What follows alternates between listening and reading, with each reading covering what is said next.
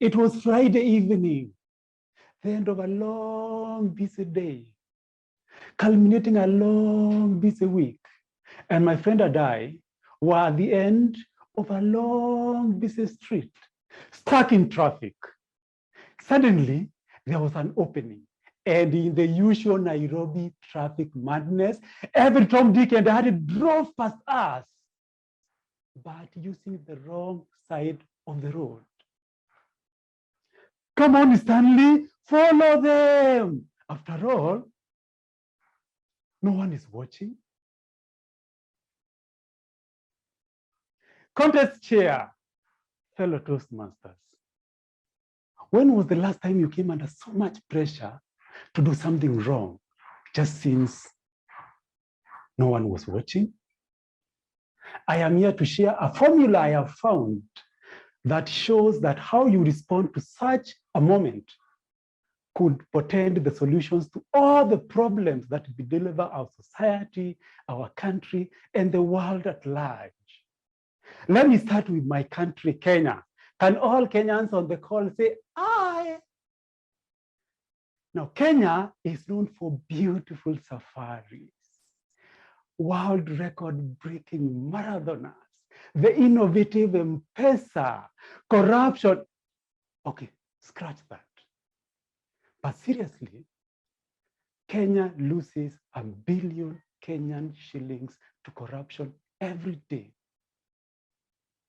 And that doesn't happen because we wire hundreds of millions of shillings in corrupt bank transactions. No, we have laws to cater against that. That happens because somebody somewhere, since no one is watching, gives 50 shilling note in a bribe. That one Kenyan becomes 10, then 10,000, then 10 million. And before we know it, cry, my beloved country, Kenya is choking under the yoke of corruption. Now imagine what would happen if everyone took a second chance, even if no one was watching, and thought against giving that bribe. Sounds so simplistic, inconsequential. I always thought the same until this. Until I won Business Daily Top 40 Under 40 Men 2021, an exemplary accolade for select 40 people in the entire country in recognition of some impact they are making. But for the last 6 months, every time I've looked at this trophy and looked at every nook and cranny of my conscience, I haven't found one big boss move that I made to warrant me this. And I have come to the conclusion that I won this recognition, not because of a singular big thing, but because of simple things I may have done that impacted different people in different ways. Every time I look at this trophy, I don't see a monument of fame in my cabinet, but a moment of hope and commitment to keep doing small things because they matter. And speaking of small things, a story is told of a forest that catches fire. And as the inferno guards 1 acre after acre after acre of plantation, all the animals and the birds flee for their safety. Then they do nothing except a small bird, the hummingbird.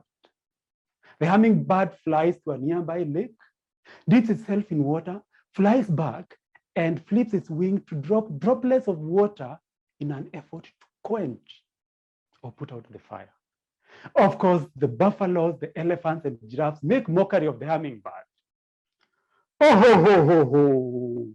You cannot achieve anything by this simple act, they say. I am doing the little I can, the best way I can, the hummingbird says as it flies again to dip itself in a lake and carry more droplets of water.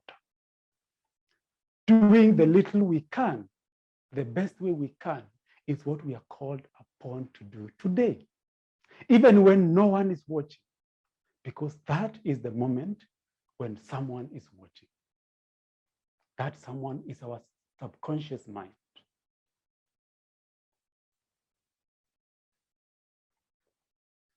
James Clear, in his book Atomic Habits, writes that when an act is repeated over and over and over, it becomes a habit. And the more we take on that habit, it becomes our lifestyle and our identity. Now imagine when you're under too much pressure to do something wrong, even when no one is watching, your subconscious is watching, and it registers that as an act that is welcome in your book. That one act, like my friend and I thinking of driving on the wrong side of the road, becomes registered. It forms a habit, and a hard habit is difficult to break.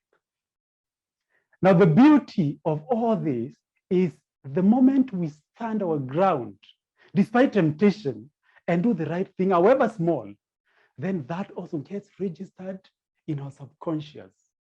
And before we know it, we have a list of good habits that we can carry forward. Today, as we leave this conference, the one boss move we can all decide to take is to stick to doing the right thing, even if it's little, even if we're under too much pressure. Because at that moment, the solution to all the problems that we face will start being actualized. And I'm talking about the pollution in our cities, the corruption in our government, the yearn for lasting world peace, you name them. I know the inclination is to think, that's too little, too late. Every time you think it's too little, too late, I invite you to listen to the words of the Dalai Lama. If you think you're too small to make a change, try sleeping with a mosquito.